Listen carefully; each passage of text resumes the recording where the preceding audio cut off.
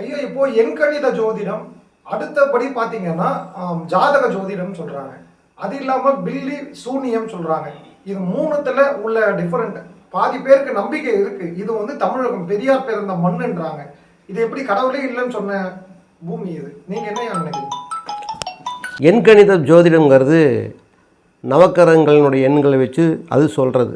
அதுதான் வந்து ஆதியிலேயே வந்தது. மூத்த குடிமக்கள் தத்தோடைய இனந்தான் இதை முதல்ல கண்டுபிடிச்சது.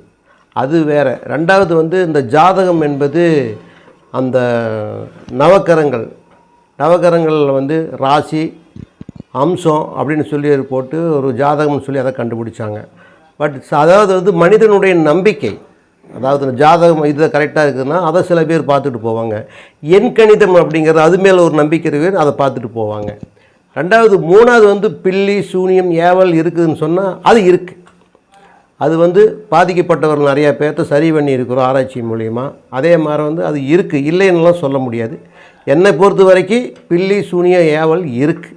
அதுக்கு வந்து சில பேர்த்துக்கு வந்து அவை எப்படி மனநல பாதிக்கப்பட்டிருக்காங்க, அவைகளை வந்து தெய்வத்தினுடைய அருளால் அவைகள் நிவார்த்தி பண்ணி விட்டு நல்ல முறையில் வாழ்ந்துக்கிட்டு இருக்காங்க.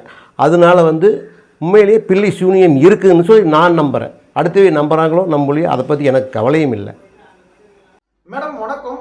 பில்லி சூனியத்தால நீங்க பாதிக்கப்பட்டதா ஐயா சொன்னாங்க. எந்த மாதிரி நீங்க பாதிக்கப்பட்டீங்க, இப்போ எப்படி வெளியில வந்தீங்க, அது கொஞ்சம் மக்களுக்கு சொல்ல முடியுமா? வணக்கம் சார், என் பேர் கலைவாணி. நான் பெங்களூரில் இருக்கேன். நான் வந்து சென்னையில் ஒர்க் பண்ணிகிட்ருக்கேன், ஹெல்த் கேரில் ஒர்க் பண்ணிகிட்ருக்கேன். சாரை பார்க்க வந்தேன். அருணாச்சலம் சாரை தெரிஞ்சவங்க ஒருத்தவங்க சொன்னாங்க. அவங்க எண்கணித ஜோதிடம்னு சொன்னாங்க. நாங்கள் பார்க்க வந்தவங்கள்ட்ட எனக்கு வந்து நிறைய பிரச்சனை இருந்துச்சு சார். எனக்கு வந்து ஒரு ஃபேமிலி ப்ராப்ளம், ஒரு 4 years 5 years என்னோடய ஃபேமிலியில் வந்து மெயின்டைன் பண்ண முடியாமல், ஃபேமிலிக்குள்ள நிறைய பிரச்சனை, அம்மா வீட்டில் வந்து நிம்மதி இல்லாமல், ஹஸ்பண்ட் அண்ட் ஒய்ஃப் பிரச்சனை, அம்மா பிரச்சனை நிறைய இருந்துச்சு.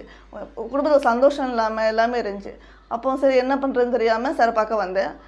பார்க்க வந்த இடத்துல வந்து எனக்கு வந்து சார் மூலயமா ஒரு நல்லது நடந்துச்சு எனக்கு. இப்போ வந்து ரொம்ப நல்லா ஒரு ப்ரொஃபஷனலாக ஒர்க் பண்ணிகிட்ருக்கேன். நான் ஒரு ஜாபில் நல்ல ப்ரொஃபஷனலாக ஒர்க் பண்ணிகிட்ருக்கேன் சார். நான் நீங்க அந்த பாதிக்கப்பட்டதை வந்து சொல்ல முடியுங்களா? பாதிப்புனா ஒருவேளை வந்து அந்த பில்லி சூனியம்னா உங்களுக்கு யாருன்னா செய்வினைகள் செஞ்சாங்களா? ஆமாம் சார், எனக்கு செஞ்சு வச்சுருந்தாங்க. எப்படி அதை உணர்ந்தீங்க?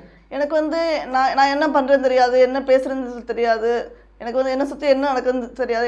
எனக்கு வந்து என்னோடய ஃபேமிலி ரொம்ப கெட்ட பேரை உருவாக்குனாங்க என்னைய வந்து.